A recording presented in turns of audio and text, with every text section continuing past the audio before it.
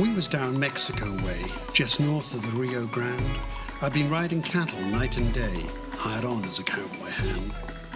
$1 a day was my pay for driving with the TJ brand, but now we could only stand and pray as the storm hit this barren land.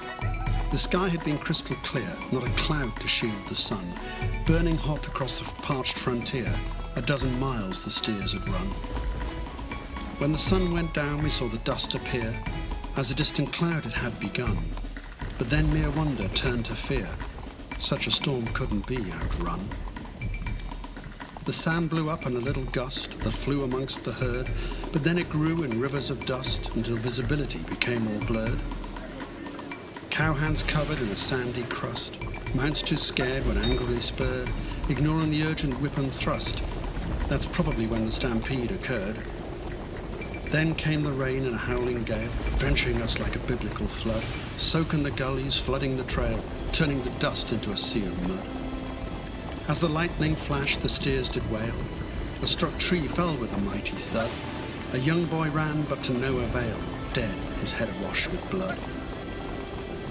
Across the gullies and through the scrub, the fleeing herd in a mad rampage, crashing through the rocks and scattered shrub, gripped by fear and a frightened rage. A wagon lost with a smashed wheel hub, the driver killed a lad named Page, supplies lost, a week of grub, that night seemed to last an age. By dawn's red light we buried our dead, rounded up the wandering stock, fearful of the long trail ahead, shattered men in a state of shock. Cook heated up some beans and grits, strong coffee to start the day, the preferred food of all outfits that trail the Great Western Way. Mounted up, I rode a pacing bay and got the herd to move. Men rode in silence, not a lot to say. Surely our luck could only improve. We drove the herd under a blazing sun, heading for the water hole. 20 miles we'd need to run before we reached that goal. Our herd threw up a cloud of dust that choked within your mouth. Spit just dried as you cussed and cussed, but of water there wasn't enough. As the day wore on, we heard the word, "The spring's not far ahead." Then the steers suddenly all stirred, they'd smelt the waterbed. Picked up speed as they rushed to drink, but then the captain swore, "That water's got a fearsome stink, the cattle mustn't drink anymore." A rotting corpse lay in the water hole, no way you could drink it now. Looked like some poor travelling soul had been scalped by the look of his bloody brow. We moved the herd to safer ground, while the captain made his choice. "Nearest water is westbound," he spoke with a weary voice. So we drove that herd as the sun went down in the cool of the desert night, steers complaining, tongues hanging down as they walked in the dusty moonlight.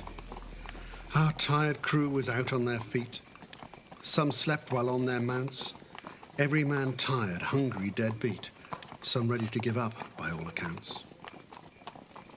It was nearly dawn when we found that spring, in the narrows by a rocky bluff. It wasn't much, just a little thing, but of water there was more than enough. We watered the herd as best we could and settled to get some rest. Some shut-eye would do us good. We was all feeling mighty stressed. When morning came, we checked our mounts, no storms or thorns in their shoes, counted the steers to keep accounts, cut baccy plugs for our daily chews. Then the captain spoke to rally the crew. "Let's not dwell on this bad luck. We'll press on when we've had a brew."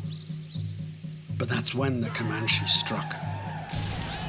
Men screamed as arrows flew, scalps taken as Indians counted coup. 9 killed had just left we 2, destined for the torture pole, beaten black and blue. The Comanche chief was kicking horse, a warrior of great renown. Vicious, mean, a man of force, he'd just torched a Texan town. I saw now that the poisoned water hole had been a Comanche trick.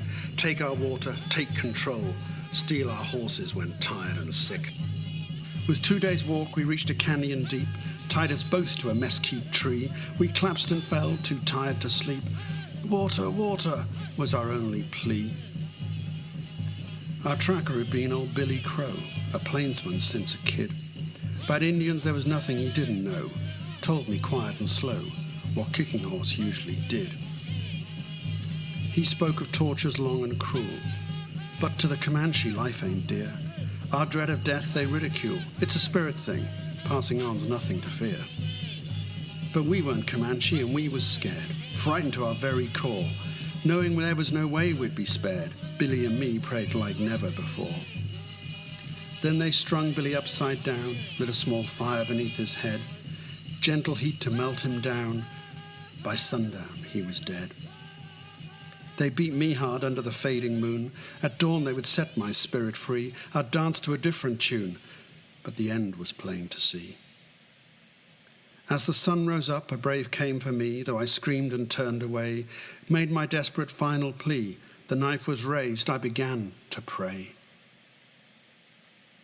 Suddenly his brains were splattered over me as his head was blown away. A buffalo gun I couldn't see had killed my Comanche.